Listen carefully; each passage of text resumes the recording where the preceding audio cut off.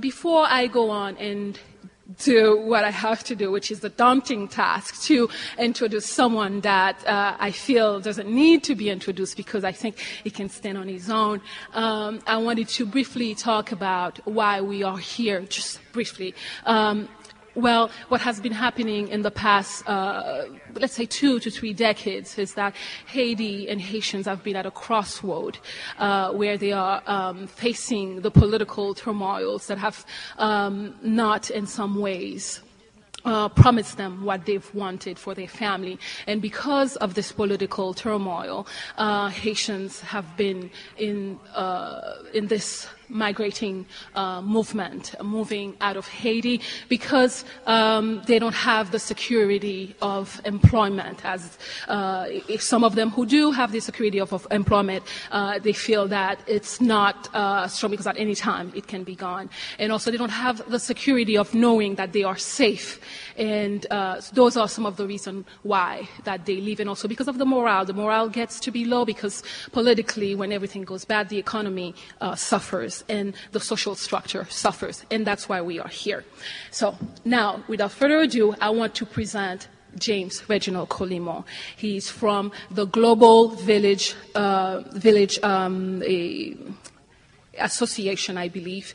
And he also worked as the community outreach for the mayor's New Bostonians office. He's one of those Haitians that I myself called the hybrid of transnationalism because he is, if we can say, 100% Haitian and 100% American. And so, and when I think about him, he's also a colleague and a friend. And I think of myself because as I think of myself, I don't see myself as 100% as I would say Haitian, but at the same time, Haiti runs through my vein.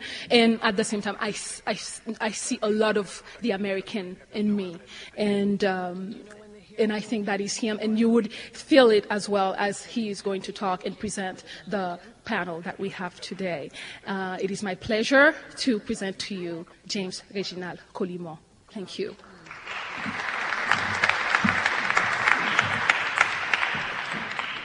Thank you, Alexandra, for this wonderful introduction.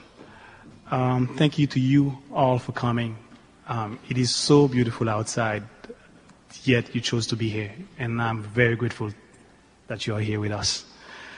And also, I'd like to, again, thank Alexandra for asking me to be the moderator of such a distinguished panel, and to Tom Formicola for partnering with the LACWA Association to make it possible to have this forum about the Haitian diaspora in Boston here today.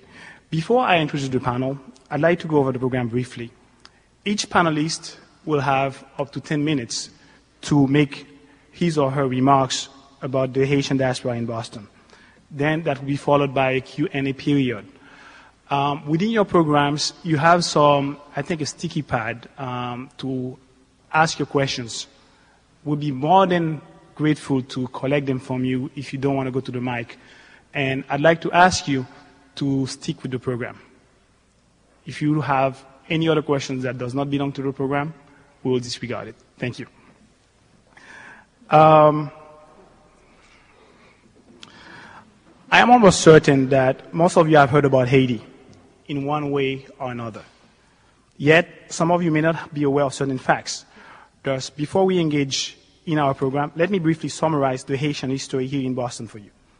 The first wave of Haitians arrived in the Boston area in the late 1950s, early 60s, soon after it became apparent and clear that the late dictator's regime of Dr. François Duvalier, mostly known as Papa Doc, had consolidated power and that his government would be very repressive. This first wave of Haitians were from the upper to the middle class. During this period, Boston itself, because it is of its reputation of hosting intellects from all over the world, became a prime destination for the Haitian intellectual elite here in Boston. By 1973, estimates suggest that anywhere from 2,000 to 5,000 Haitians living in the Boston area. By the early 1980s, however, that number had grown to approximately 20,000, which marked the Boston Haitian community's demographic explosion. And this occurred for two principal reasons. First, the children of the 1950-1960s arrivals represented a second generation in a growing population. Second, and quite significantly, both people from Florida and early migrants from New York began arriving in Boston in search of jobs. As both old and new immigrants settled in the new community, their presence had a multiplier effect as they began to welcome family members from Haiti directly to Boston. Today, what do we have? The political turmoil in Haiti during 1991 and 1994 period of violence and repression that followed the 1991 military coup resulted in the arrival in Boston of a new group of immigrants, what we call the refugees. Fortunately for this new group, the organizations that had emerged to serve the population in the 1980s mobilized their resources and experience to contribute toward helping to address this new group of immigrants. Today, Boston Haitian community is a complex mixture of these older and newer waves of migrants, as well as their first, second, and even third generations.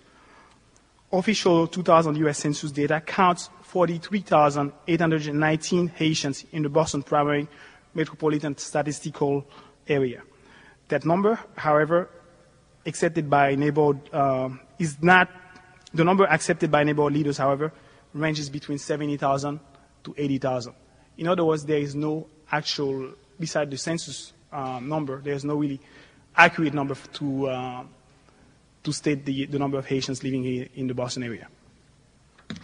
Well, now that I have whet your appetites, it would be a great pleasure for me and an honor to present our first speaker, the Honorable Marie Saint-Fleur.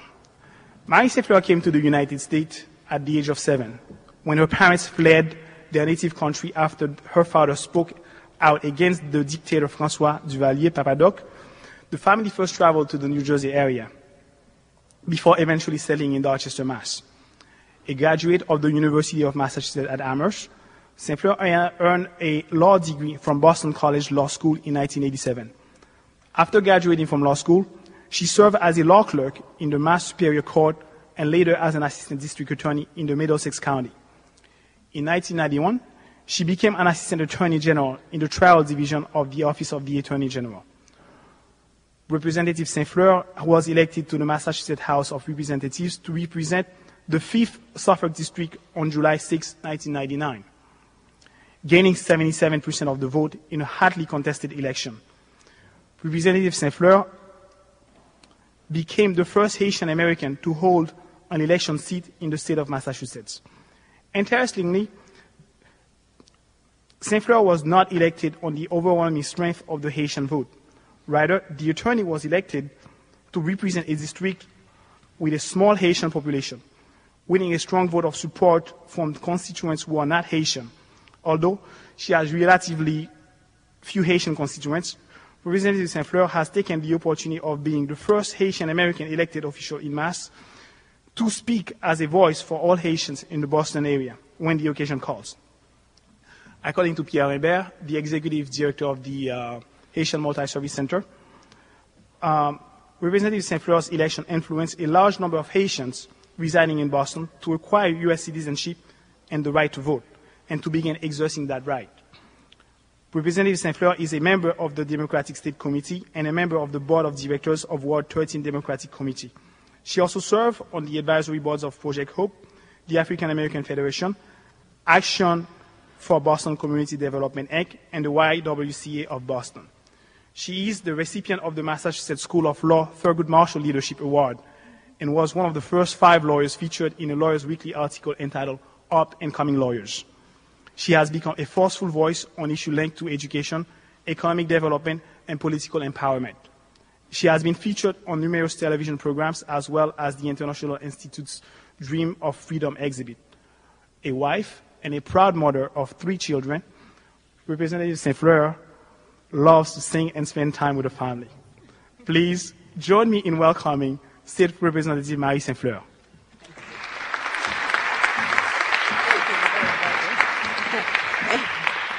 Thank you very much for the introduction, and I thank Ford Hall Forum for inviting me to be here with you this evening.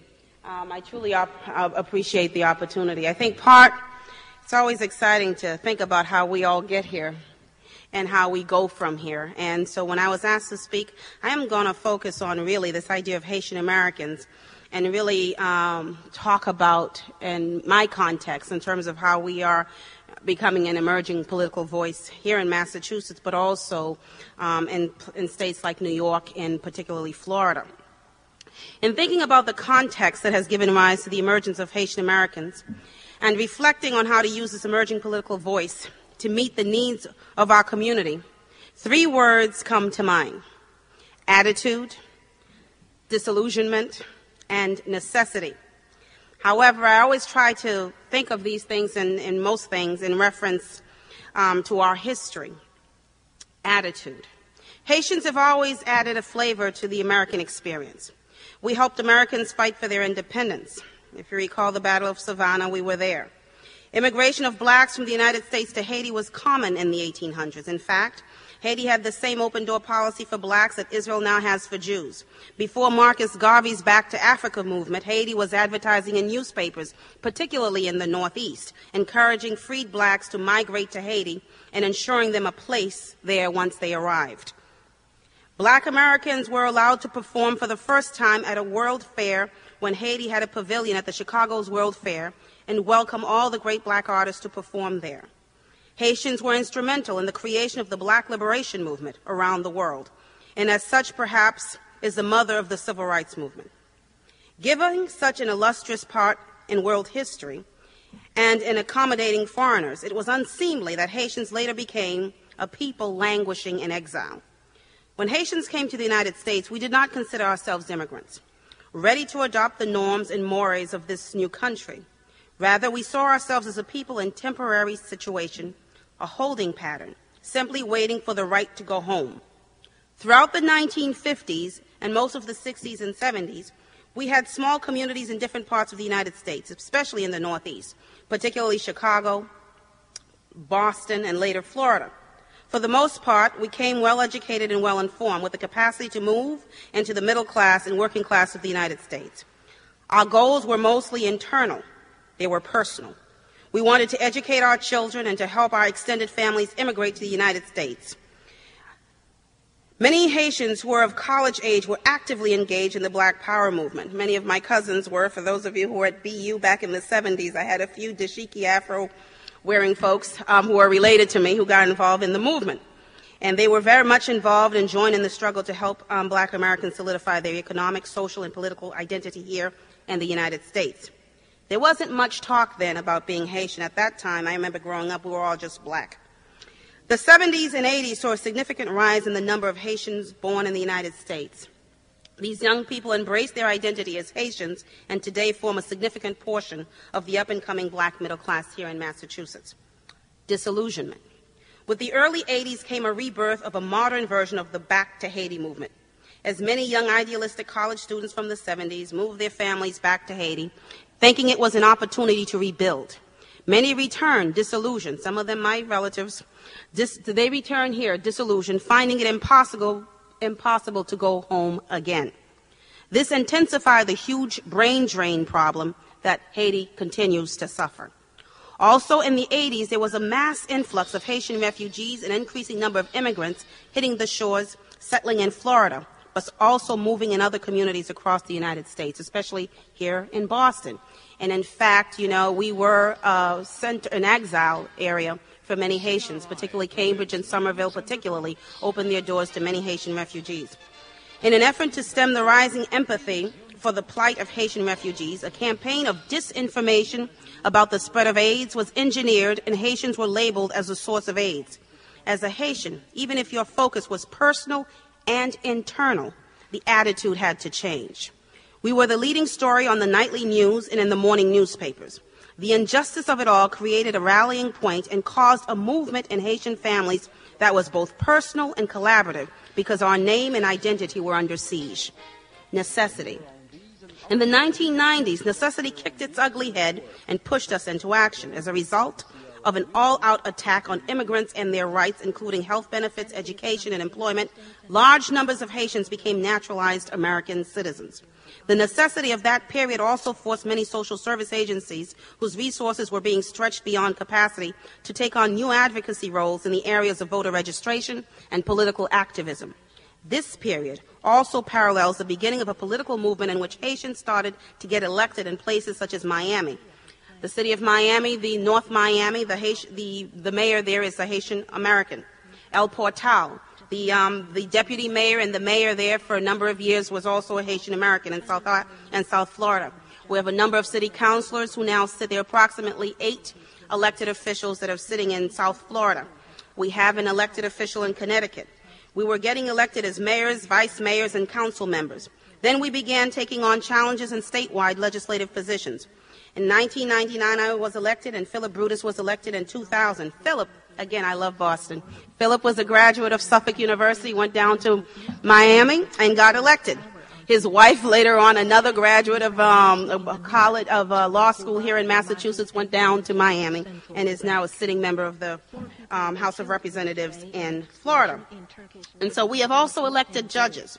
Margaret Jourdain is the first judge of Haitian descent in Spring Valley, New York. She's also the first black woman judge to be elected since emancipation, by the way, in New York, in upstate New York.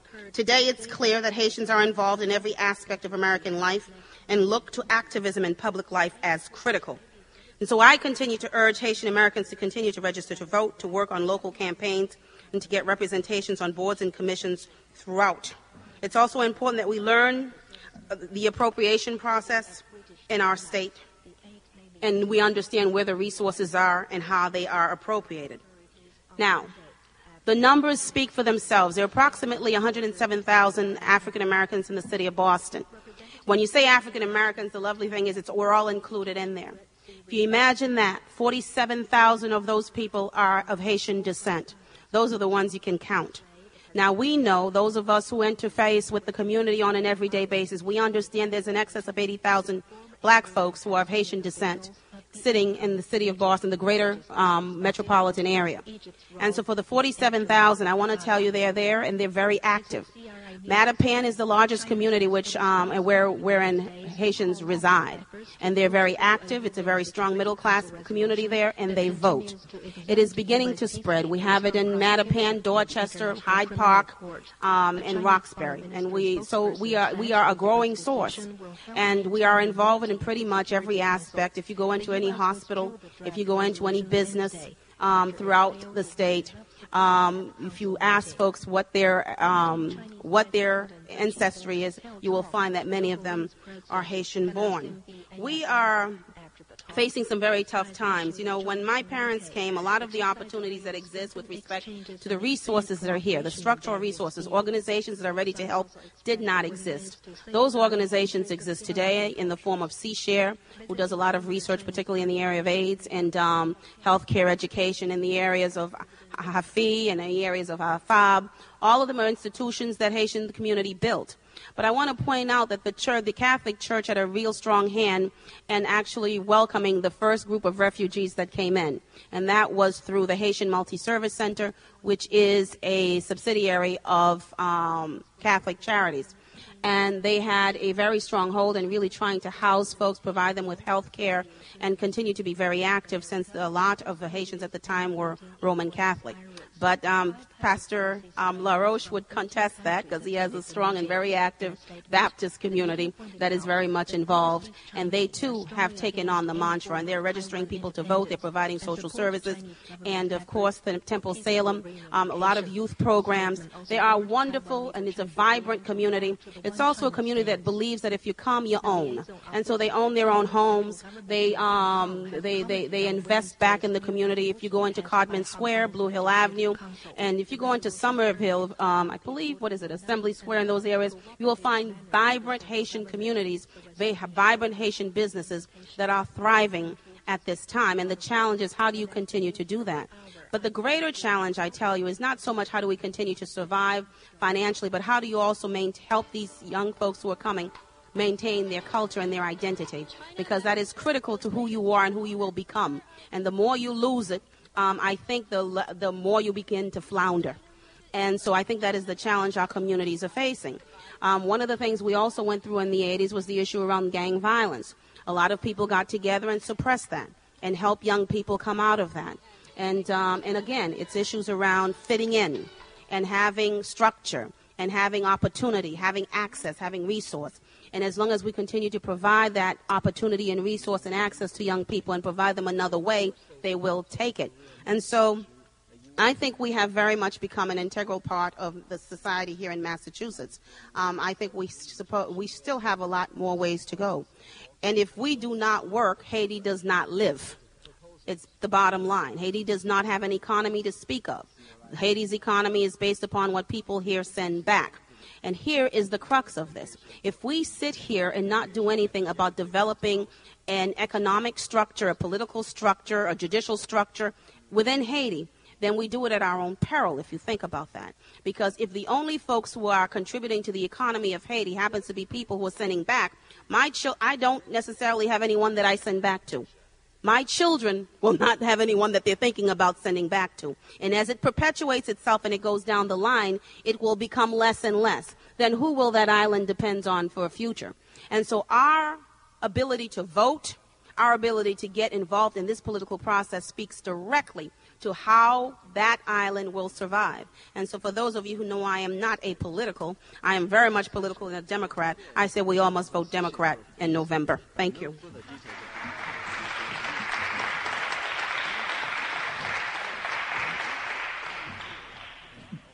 Thank you for your wonderful words of wisdom and for your wonderful remark, Representative St. Fleur. Now I'd like to introduce you to the second member of our panel, Regine Austin Jackson. Is a sociologist with a BA from Brown University, and she holds a PhD from the University of Michigan. Jackson specializes in race and ethnic relations, American immigration, and urban ethnography. Substantively, her research explores social divisions among blacks based on nationality and ethnicity, the changing nature of urban life in the post-civil rights movement era, and the intersections of ethnic and racial identity. Jackson is a recipient of grants and awards from the American Sociological Association, Social Research Council, Radcliffe Institute for Advanced Studies, and the Ford Foundation. She has been a fellow at Harvard University, Du Bois Institute, Boston University Institute on Race and Social Division, and a visiting scholar in the Department of Sociology at Harvard University. Her work has been published in the Journal of Haitian Studies, African American Research Perspectives, and Wadabagi, a journal of the American and its diaspora. She recently joined the faculty of the Graduate Institute of the Liberal Arts at Emory University, where she teaches American Studies and Sociology. Jackson is currently completing her first book entitled No Longer Invisible, Haitian Immigrants in the New Boston. Other projects include an edited collection of essays called Out of One, Many, The Communities of the Haitian Diaspora, and a study of the role of Boston's Catholic schools in the incorporation of new immigrants. Jackson currently resides in Mass. Please help me welcome Ms. Regine Austin Jackson.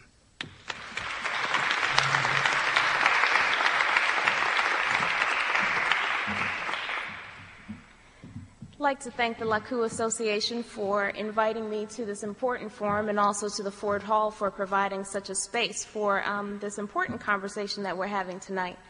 As Reginald mentioned, the title of the manuscript that I began writing in 2002 is No Longer Invisible, Haitian Immigrants in the New Boston. And this theme of overcoming invisibility is really central to the story I'm trying to tell about Boston's Haitian community. And what I'd like to use my time tonight to do is to talk about what I mean by invisibility and why I think it's so important. Invisibility is a significant concept in my work on several levels. However, the most meaningful sense in which I use it to describe the Haitian experience in Boston draws from Ralph Ellison's Invisible Man. In his award-winning novel, Ellison introduced the idea that part of the black experience in the United States is the state of unbeing or of sub-being because of a general lack of recognition by society. In other words, this sense of social invisibility. The novel is layered and complex, to say the least, but in the end, the Invisible Man finally overcomes his identity crisis by developing a consciousness of his invisibility. Similarly, the central storyline of my work concerns not how large the Haitian community has become in the past 50 years or how successful some of its members are.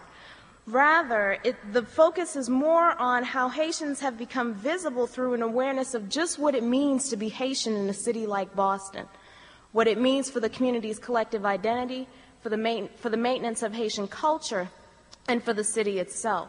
I've tried to document the development of what one writer characterizes as a critical consciousness that sees through the oppressive ideological facades of American society.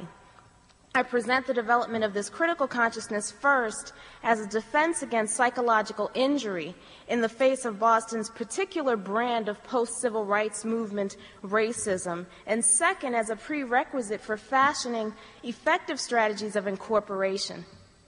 So I offer the following comments both as examples of the kind of development that I emphasize in the book and as indicators of some of the challenges that Haitians in Boston have faced in terms of community formation.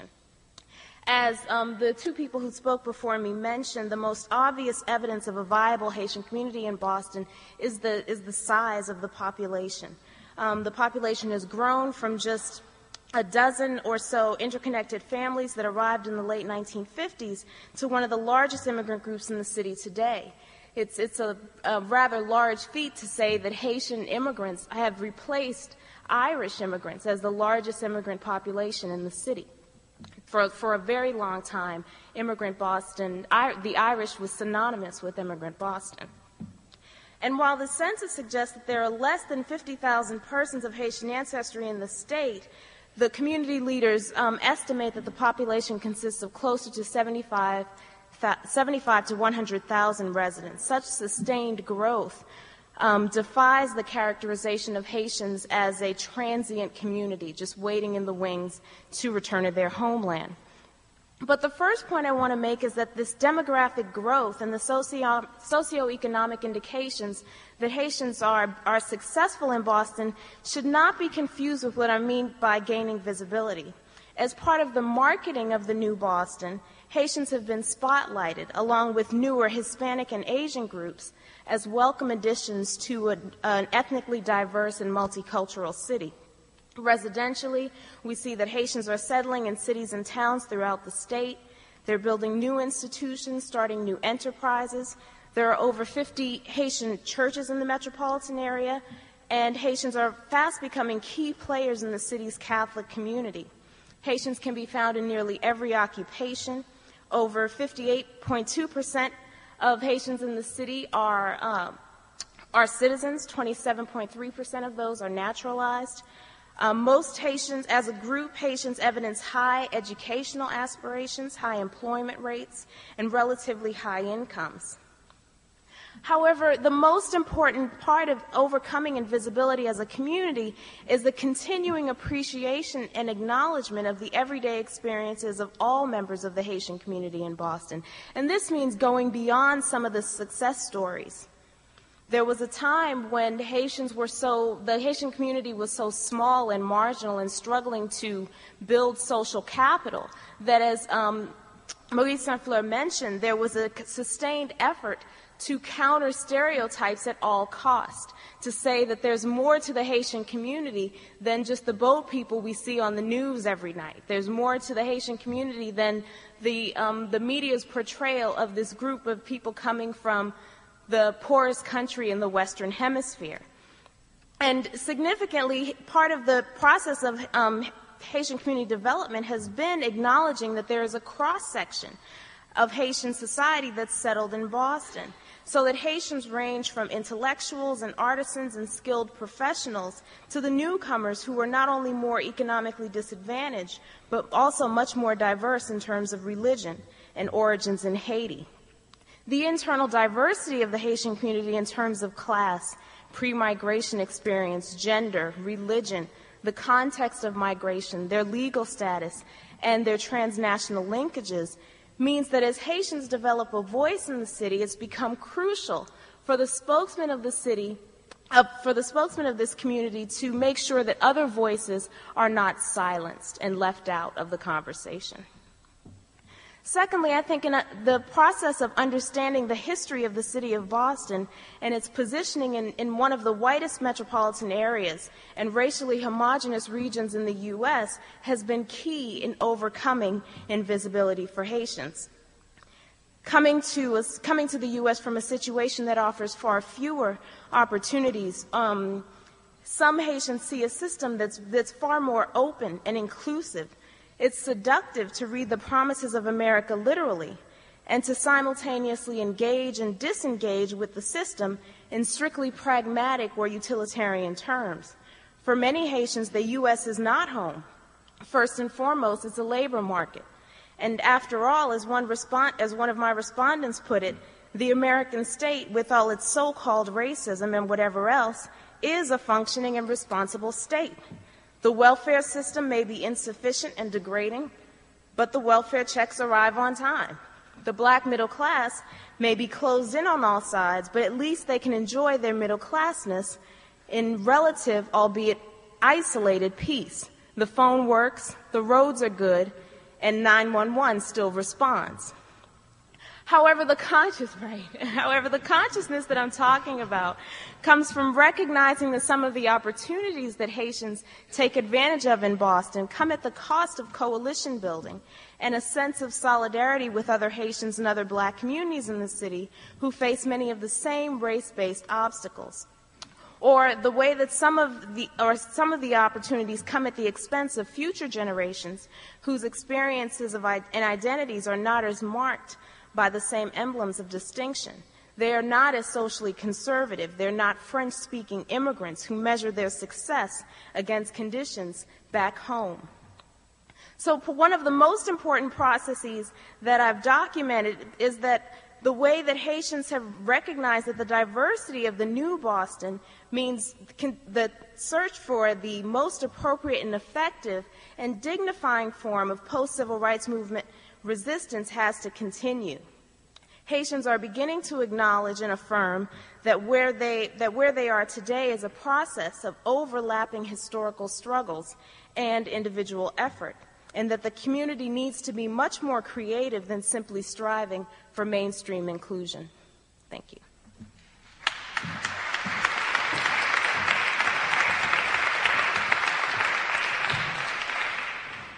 Thank you for your remarks, Ms. Jackson. And now I'm about to introduce our last and final panel member. His name is William J. Dossena. William J. Dossena is the Deputy Executive Director of Boston 2004, Inc., the host committee for the 2004 Democratic National Convention. His responsibilities include preparing small businesses throughout the city of Boston to participate in the economic opportunities generated by over 1,300 convention-related events, establishing relationships between the Greater Boston businesses community and the Democratic National Convention Committee to ensure that goods and services are provided by local companies, and facilitating joint venture opportunities between large Boston-based corporations and small businesses. Before Boston 2004, Dossena was the publisher and co-founder of a successful monthly newspaper called the Boston Haitian Reporter. Under Dossena's leadership, within 2 years, the publication grew at a rapid pace to a circulation of 10,000 with subscribers in 24 states. Dossena has worked at John Hancock Financial Services as a senior marketing assistant, where he coordinated and managed activities for the Boston Marathon, New York City Marathon, and Olympic sponsorship. He also managed the Summer of Opportunity, a $175,000 year-long job training program for city youth.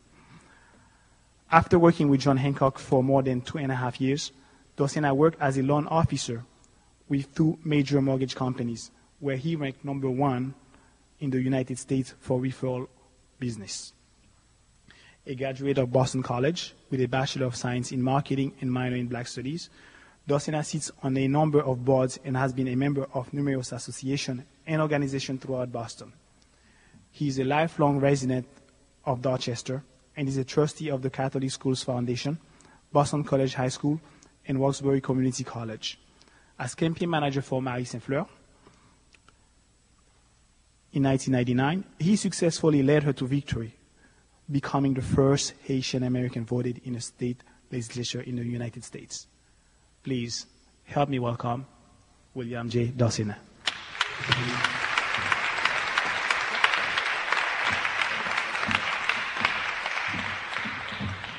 Good evening.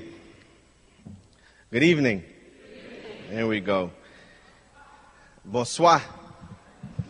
I too would like to thank the LACU Association and the Ford Hall Forum for inviting me to take part in this very important panel discussion this evening.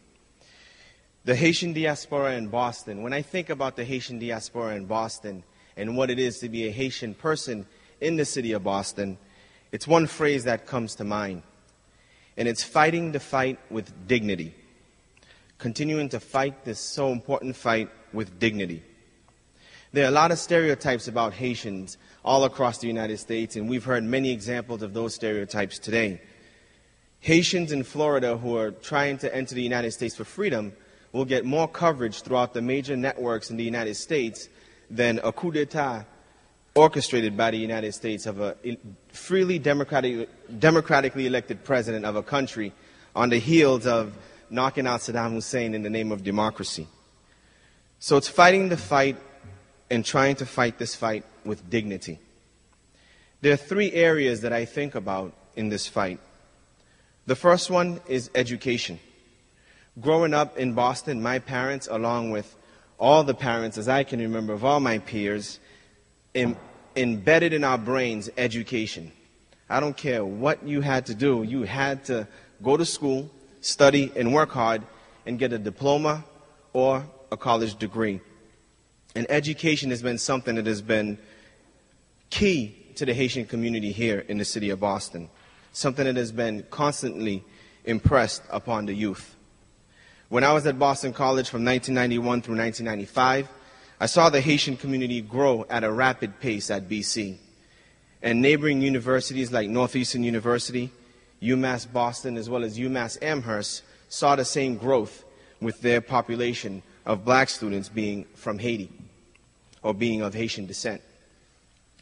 Education is something that has been a cornerstone for the Haitian community here in Boston, as I've said earlier, and it must continue to be just that. It cannot be something that was the good old way or a good old method to employ. It's something that must continue to be the foundation of the youth who are growing up in Boston, as well as in the United States. The second area is voting. Representative Marie Saint-Fleur's election in 1999 was a tremendous success and a tremendous morale booster for many of us here in Boston, and as well as many Haitians across the United States. Being the first elected state legislature in the country, and for that to happen in this city of Boston, was just a fantastic experience. And we saw the ripple effects for that all across the country. Haitians are in large blocks in Mattapan, Randolph, Brockton, Cambridge, and numerous towns throughout Massachusetts. The Haitian community must mobilize and must vote in blocks. Even if you're not voting for a Haitian candidate, you must vote together and vote in blocks. It's something that is just so important. As pointed out earlier by Representative Saint-Fleur, in 1999, her victory, it was not the Haitian community that won that election. However, there are Haitian communities there are communities with deep concentrations of Haitian voters who are not putting Haitian folks up for elected office and who are not supporting certain candidates. This is one area in which we must focus on, because the backbone of the United States of America is the vote. I think in terms of voting, and I think about the INS policy that President Bush enacted in December of 2001 on the heels of 9/11, when Haitians who came to this country as people who were seeking political asylum, who were cleared by the INS as having the right to stay in the United States, were jailed.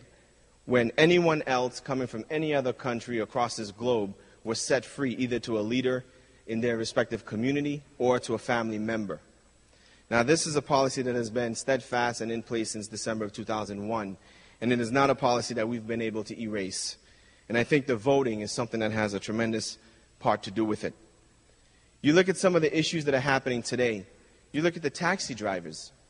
I mean, how many times have we taken a taxi cab and you could look at the mirror and say, oh, sak passe ki jon yi? You know, you're talking right to your fellow brother, a Haitian person. And where are the Haitian taxi cab drivers in terms of mobilizing, in terms of voting in bloc for the leadership within that particular industry?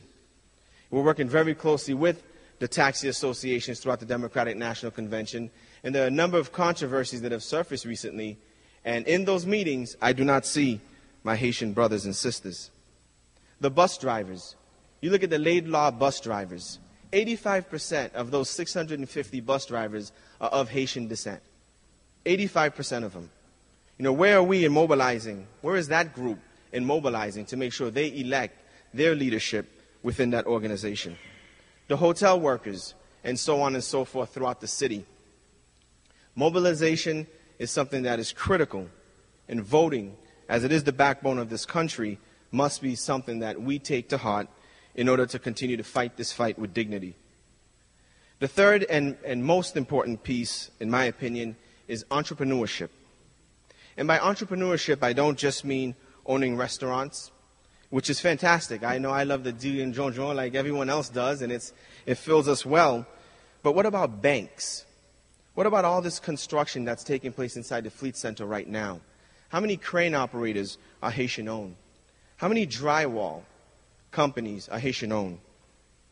How many demolition companies are Haitian-owned? None. None whatsoever. How many of us are in some of these unions? Not many of us at all. Entrepreneurship and being able to sustain the community through our very own finances by succeeding in business is the third and most important piece, as I just said. The Haitian community is a very hungry community, something that I've seen throughout my life. You know, not interested in staying or renting for 30 or 40 years. We want to buy a house. And if we got to work 2-3 jobs to buy a house, we're going to do that, and we're going to buy that house. And that same drive is something that we must also employ in starting businesses. Businesses that can then go on to support scholarships to the many youth who are trying to attend high schools and colleges throughout the city. Businesses that can put together their monies and support candidates who are running for office and host fundraisers, something I know the representative is near and dear to her heart, and hosting fundraisers to be able to support Haitian candidates and other candidates who are running for office.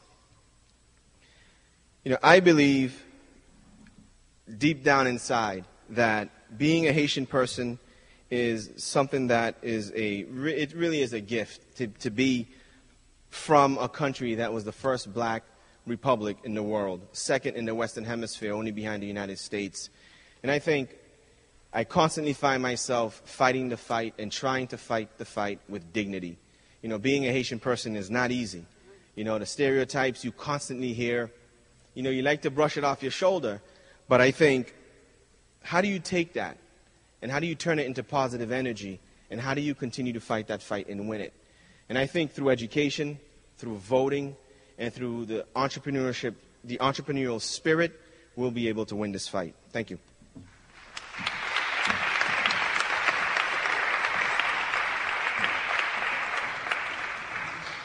Thank you, Will. Now, this is the moment that you all have been waiting for. I'm pretty sure you have quite a few questions. You can do it two ways. You can either step up to the mic, or if you have any questions, Alexandra Celestin is going by. She can collect them for us, and then we'll get going. They can write. I'm sorry. Hi, everyone. You can write your questions in the green sticky notes in the program, and then I'll just pass by to collect all the questions from you.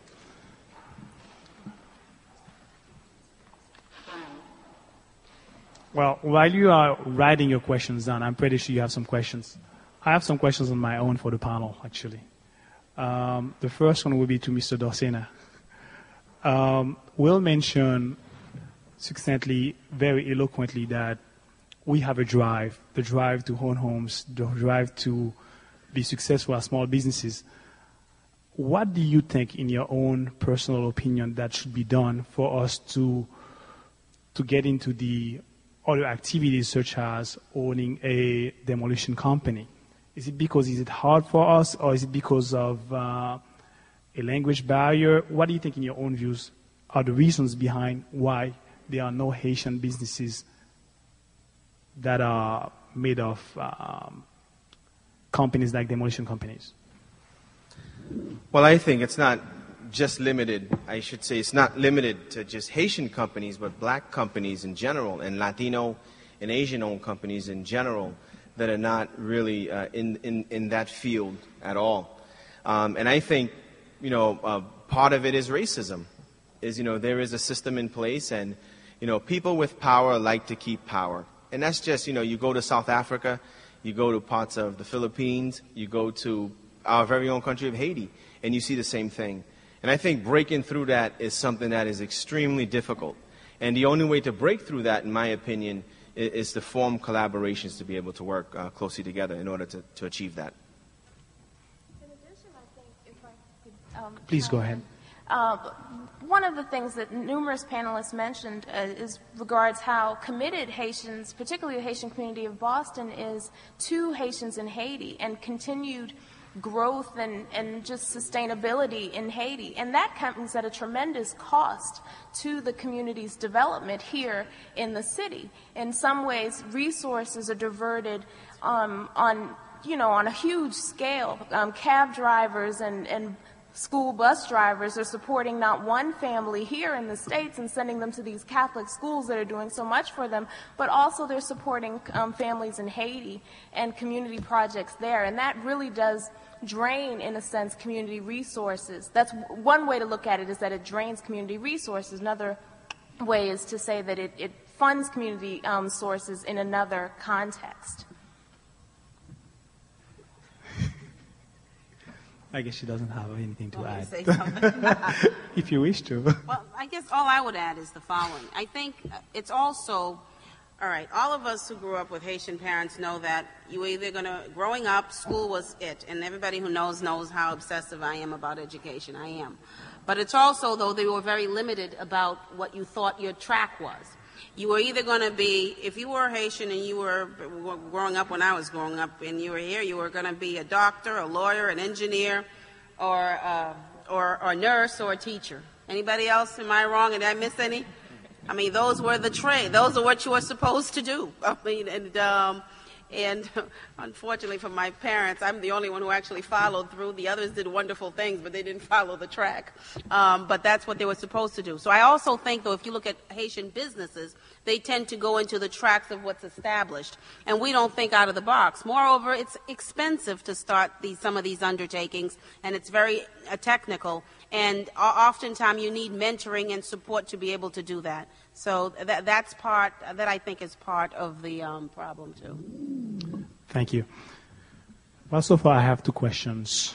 Let me go with the first one. The first one is, with all the jobs going overseas, how do you feel you will gain entrepreneurship when everyone is affected by loss of jobs? And that question was directed to no one in particular. With all the jobs going overseas? With all the jobs going overseas, how do you feel you will gain entrepreneurship, right? By loss of jobs. Well, I think we have to look at the sectors that we are losing the jobs on. I think the sectors that you tend to be losing the jobs on are some of them that we prepared our people for, particularly around the high-tech areas. I mean, that's what we're tending to lose. We're also losing some of the manufacturing base, but that's not just a Haitian thing or a black thing or Latino thing. It's something that it's impacting how we are doing business here in Massachusetts. And I think where it's becoming, we're becoming less of a manufacturing type of economy, and we're really into this knowledge-based economy, which goes back again to the issue of education. And so therefore you have to develop people with skills, transferable skills, that can be used in various mediums. So it's not, I don't think that you're going to so much be totally losing jobs. We have to be creative about the new kinds of opportunities that we're going to have to create in this knowledge-based economy, because they're not coming back because our standard of living is so high here, and the standard of living in most of the competing countries that we have is different. I can have a computer programmer in India getting paid $25,000 a year, but if I want to pay him here, I'm going to pay him $50,000, $60,000 a year. Guess what IBM is going to do? They're going to go where it's going to be cheaper for them because it's about the bottom line. I think, anyway. And I'll say that. Well, I completely agree with Representative St. Fleur. Right now, if you call telemarketers, for instance, if you have to call, let's say that you're having an issue with a computer, you call, most likely someone from India will be answering the phone. So there you go. There you have it. Go ahead, please. Hi, my name is Susan Scher, and I'm the president of the Fort Hall Forum Board, and I want to thank you for coming. I have two things to say and a question. The first thing is, I hope people in the audience will come forward to the mic, because it's a tradition of the forum for almost 100 years to give the audience an opportunity to ask their question in person. So don't be afraid. It's not that scary. And the second thing is that this is just really fascinating, and for the audience and the panelists, I want you to know that the forum is well known for bringing issues to the public well before their time has come. And I think that we're seeing that with this subject. I'm very interested in the numbers. Clearly that was very compelling. But about the voting population and the power and the number of the speakers who mentioned it over and over again, that's what you're going for. And we all know that that's what will get the jobs and the money and the power and the pressures. My question is, of the numbers you say who are living in the metropolitan area, how many of them are registered to vote and how many vote? I'm sure, Marie, you know. You know what, I don't have the specific numbers. I do know that every organization has been involved in voter registration and voter registration drive. I know that, for example, HAU has been involved in the voter registration drive, HAFI, all of them. I don't know the specific numbers. I would say I would be very surprised if we do not at least have 50% of those people registered to vote, because what we've been doing for the past 5 years is systematically getting people to become naturalized and getting them registered to vote. And right now, it's part and parcel of what you do. Moreover, the Office of New Bostonians have worked with us in significant ways in making sure that we do that. And at the end of the day, if you look at what happens, if you look at Mattapan, you look at how the voting turnout in Mattapan, and you'll understand what that rise is about. And because that is where a significant amount of their population is living. Go ahead. Hello, everyone. My name is Pierre Brunache. Just came back from Haiti. I spent a week in Haiti last week, and I saw the misery there. Just came back from DC today. I was with the president at the Smithsonian. What I want to ask you is this. What will the Haitian diaspora in Boston plan to do to improve the following in Haiti?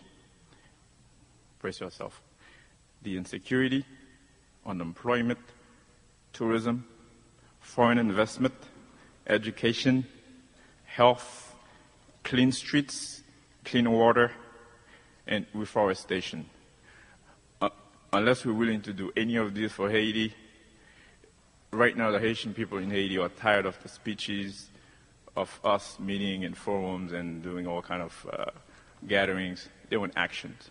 So we need to start helping them right now. Thank you.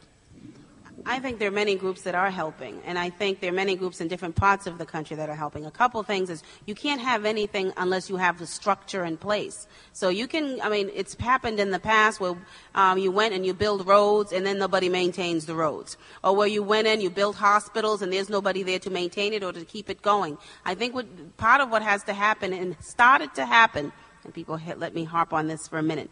It began to happen under the Clinton administration where we were engaged in nation building, that ugly term that folks don't like to hear. But nation building is not a negative if what you're about is building the structure of a country.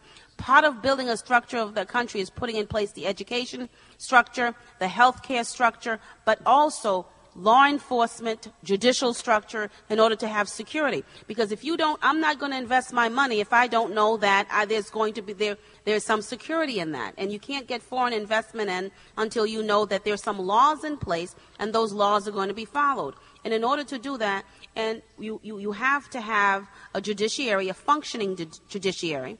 And so there has to be training that has to happen for that. You have to have a police force, not a military containment force, but a real police force that understands enforcement as well as working with the community in order to make it happen. Some of that training started to happen. And in fact, we had officers who were of Haitian descent who went down to Haiti and beginning to get and go. What happened is we cut it out. First of all, it stopped being a focus for us here in the United States. We ran into our own problems. Secondly, the Republican administration cut off the funding that was being used in order for most of that to happen. So what do we continue to do? We continue to work with National Coalition for Haitian Rights, who actually has been involved in trying to figure out how you rebuild those structures.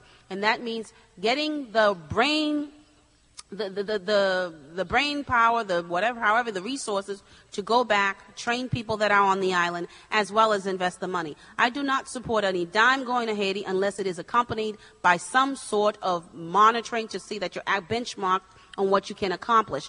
Otherwise, we continue to feed the same people and the real population that needs to have it. Who really needs the help does not happen. So how do we do that here? First of all, we need somebody at the top of our government here who understands that that neighbor right there in our own backyard deserve the opportunity to live in a real free democracy. And in order to do that, you have to engage in nation building. We have to invest the monetary resources as well as the labor resources in order for that to happen. Personally, there are various groups throughout Haiti. I understand my family, my parents, my husband's family from the areas of La Vallée and Jacmel. They have gotten together and they've invested in rebuilding that part of the country. And there are other people, I think the group of people from the north just called me recently. They're trying to do something to clean up Okap. So there are different groups that are doing things, but there is no system. And until you get that system, it doesn't matter what you do at the end or long term. And Pierre, just to add, you mentioned what are we doing here in Boston. There are quite a few groups here in Boston also that are doing quite a few things for Haiti. And one of them that I know of is the HAU, Haitian American United Inc. And if you want the information, actually, they need money to send a cargo down there as we speak right now. Wilney August, the coordinator of the association, is coming to my office to pick up a check from me.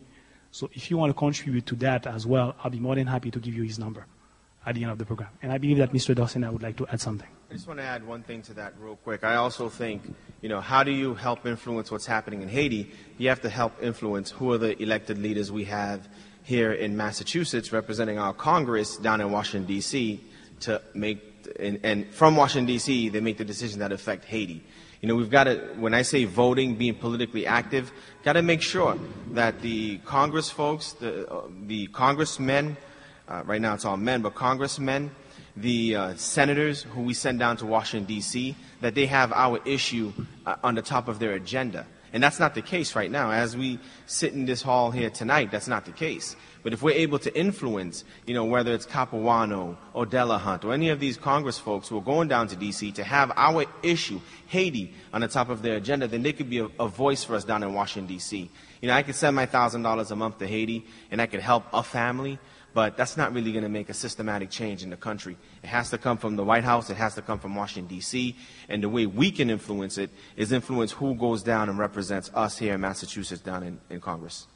But one of the residual effects of the growth of the Haitian community here has been really letting people know about the situation in Haiti, beyond what they see in the media, beyond some of the misreporting. The Haitian community of Boston has been very instrumental in bridging some of the gaps in social capital that exist in the community. They've been serving as liaisons to other mainstream organizations that are non-ethnically based, that have missions and organizations in Haiti that are invested in trying to solve some of the problems that you've mentioned. So when non-Haitians who live in Boston, decide to volunteer their time to service a Haitian orphanage because of their, short-lived relationship with a Haitian neighbor or a Haitian coworker here in Boston, that is having an effect on Haitians in Haiti just by developing those connections, those interactions.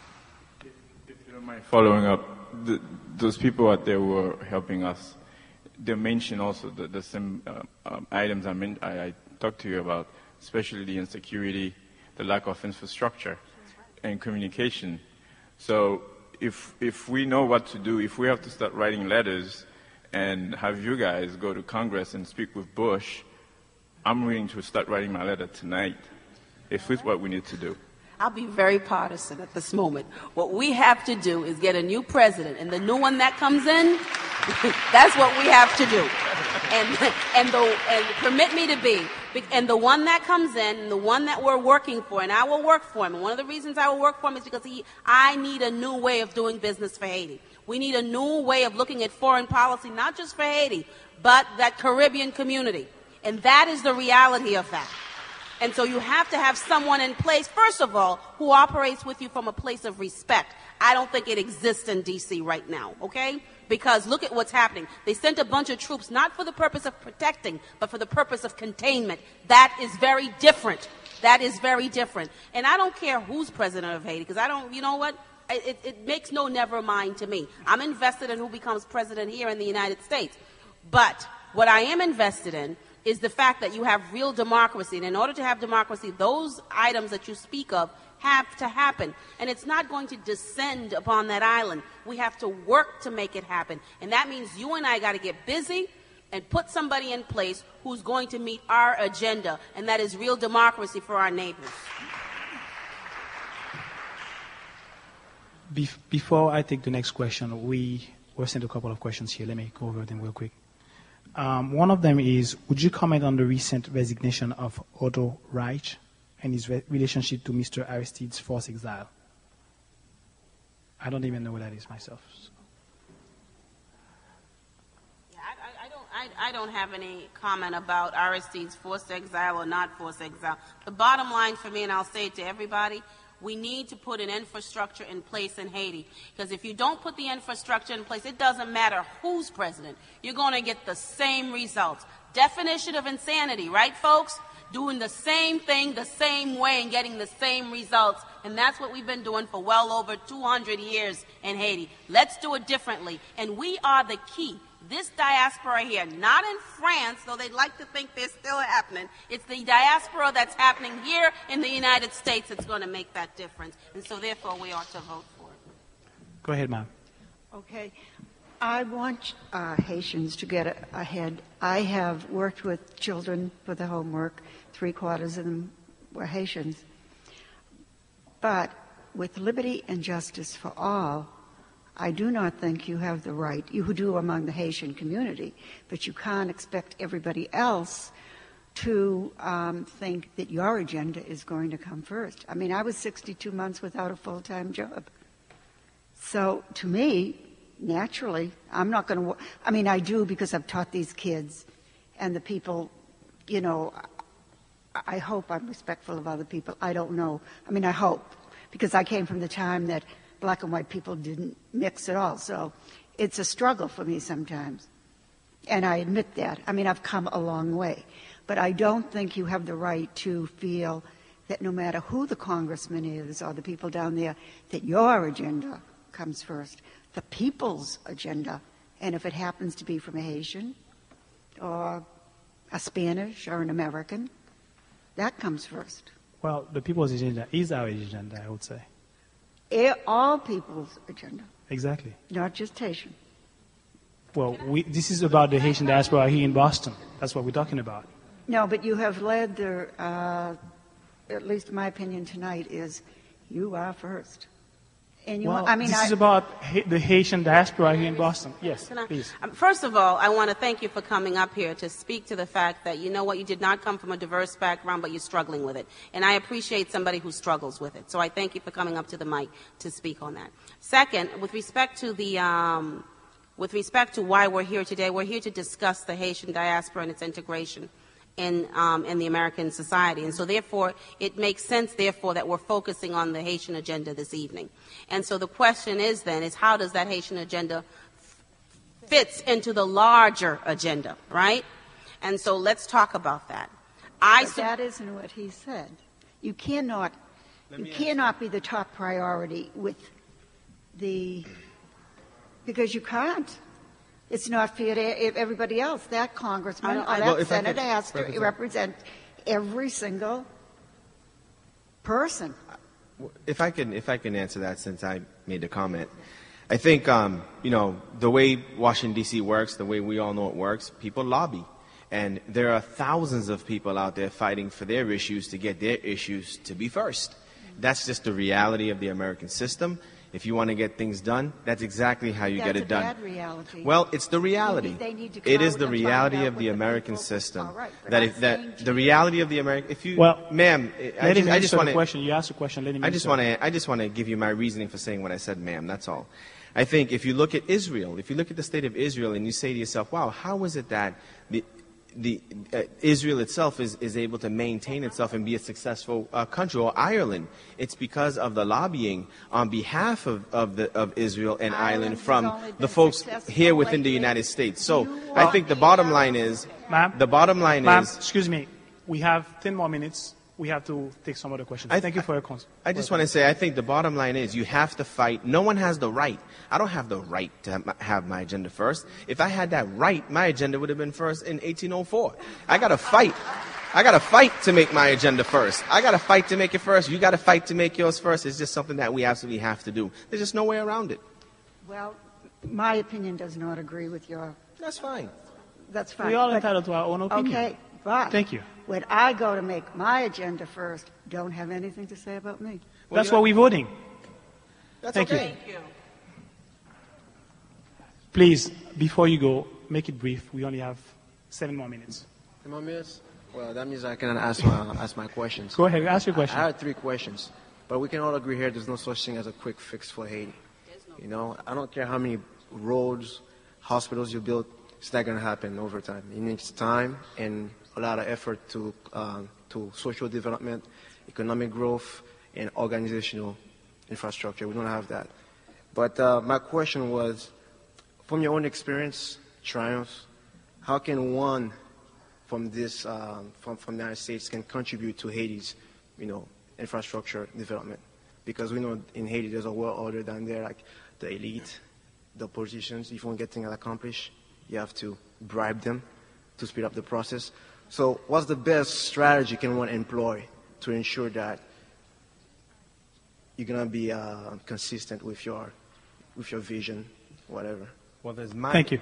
There is a micro and macro, right? You want to make micro type of change, you want to help a few families, then you yourself go down to Western Union, DHL, and you send some money back home, like many, many Haitians are doing across this country. That's one way to do it. If you want macro change and you want to change the infrastructure of Haiti so that all people can have an opportunity, it's got to go right back down to Washington, D.C., and it goes from the President of the United States down to those folks who are in Congress. That's why I'm going to vote for Mr. Kerry. But the thing is, There you go. I'm a business developer for Haitian Connection. We have 50,000 registered members, and the numbers go more for people not registered. How can I get 50,000 people to get on the bandwagon to vote for Mr. Kerry? Well, you tell me where they are, I'll go talk. There you go, and she can talk. I will go. You tell me where they are, I will go and tell them why they should vote. Thanks for your Mr. question. Kerry. You're welcome. Thank you. We have 2 quick questions first from the audience. What do you think can be done to promote adult literacy within the Haitian community? I don't think we do enough of that. There are quite a few organizations here in Boston that are, for instance, AFAB is one of them that is promoting literacy within the Haitian community, and there are quite a few other ones as well. And the Office of the Bostonians also has a program in which that they give out $750,000 on a yearly basis, and they're trying to double that through fundraising to $1.5 million. So I hope that I answered that question, and I don't know if the panel has anything else to add to that. Go ahead. Hi. Good evening. I'm not Haitian American, but I am first generation American from Caribbean descent. And we touched on this, issue a little bit throughout the discussion, but I've observed that, people of the Caribbean share very similar values, experience. And I wanted to find out from the panelists what you think about the importance of the unification within the Caribbean community in Boston and Massachusetts. And if you have any brief strategies to do so, if you feel that that is important. I say you should join the Caribbean American Political Action Committee, which that's right, which is run by Shirley Shillingford. We are, and for one of the first black groups to endorse Senator Kerry's presidency. We are coming together. We're Haitian, we're Trinidadian, we're Jamaican, where you name it, we're there. We're in the group, and we are organized, and we do fundraising. We do voter registration. We get involved in various folks' campaigns in order to support them. And so I think that unity piece is very important because the Caribbean community is a significant percentage of the black community here in Massachusetts. And because of linguistic issues and also because of the issue that happens in the Caribbean islands, I think we have joined together because we understand there has to be a new way of dealing with Latin American countries because we're investing a lot of money. It's our money. We're all working, all of us. We're investing a lot of money in these Caribbean countries, but we're not seeing the results. And so therefore there has to be a new way of doing it. And also, historically, the black population in the Boston metropolitan area has been very small, and part of one of the only ways to get any sort of change or to see the community develop a voice as a collective black community is really being inclusive, and not just the Caribbean community coming together, but also the large African immigrant population as well. There's a large Cape Verdean community, growing numbers of African, some French-speaking, Francophone African refugees and immigrants that are making Boston their home. And in some ways, it's incumbent on the older West Indian and Haitian immigrant communities to welcome some of these newer black immigrant communities in the city and to help them navigate some of the things that we've learned in the 50 years that we've been sort of putting down roots here. So I would say that it has to do with some more inclusive sorts of coalition building. But no doubt. Well, I mean, that was just one first step. Sure. I mean, I totally do agree. Thank you for your question. We'll take the last two questions. Good evening. My name is Charlene Desir. I'm a school psychologist and a researcher. I'm working on my dissertation right now, and my interest is looking at the social development of Haitian children in public schools in Massachusetts. So, in the question of why Haitians, I mean, in my work, looking at various immigrant groups, the Haitian kids are struggling the most, not only academically, but socially. So we have these extremes of kids that are doing very well of Haitian descent, but the majority struggle in school. And I'm very interested in the issue of visibility. And it's a very complicated term, and it means so many different things. In the work that I do, most of my kids don't see these Haitians that are here. So their lens of what education means and what education is very limited from when I was growing up. So I'm just curious to asking the question to Dr. Jackson in terms of, in your work, did you see a difference between generations and gender in terms of visibility? And you didn't really talk much about, the complexity of what that means, because it means so many different things. And this is something we struggle with, I struggle with, because I still view, and I do view, that our kids are in crisis and we will lose. Haiti will lose. Massachusetts will lose. So just in terms of, if you could speak a little bit to visibility and differences between generations. Sure. Thank you, Charlene.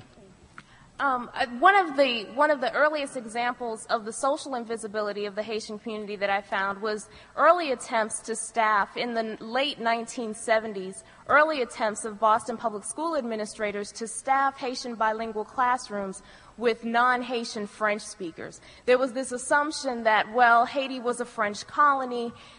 We have some French speakers here in the school system. They can effectively staff these bilingual education programs in classrooms. And that's a clear example of the kind of social invisibility I'm talking about. There was no recognition of some of the cultural background and some of the service needs that the community that was here in Boston at the time had.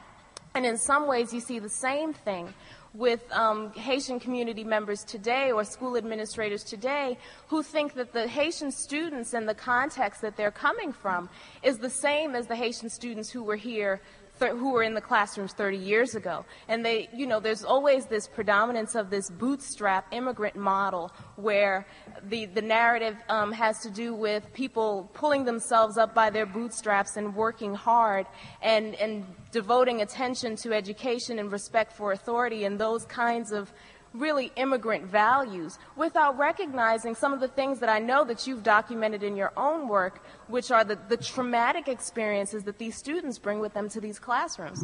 Haiti is a very different place today than it was even 30, 40 years ago. And part of struggling to effectively work with the community and build the community and serve all its members has to do with recognizing some of those differences and how they're affecting people in classrooms and workplaces, not just the struggles, the urban struggles that the Haitian American community is dealing with, but also the recently arrived Haitian immigrants who are coming from situations that, that tear us apart when we hear or read about them or see them up close. Thank you. We are about to conclude our program. We're going to have, I think we're running out of time actually, and Representative St. Fleur will have some closing remark, or maybe not. Oh, she has a call coming. No, I think it's been enlightening just listening to your questions, and so I thank you for that. It's always a good experience to come sit on these panels because besides sort of sharing, you receive information. I think it's not a black thing. It's not simply a Haitian thing or a West Indian thing. It's a black people thing. And while we have differences, I think we also, in order for us to collectively move forward, we need to look at the things where we all can work together to get it done. Education is not a Haitian thing, it's a black thing. There's a growing there's a growing gap in achievement, and it's for all black folks.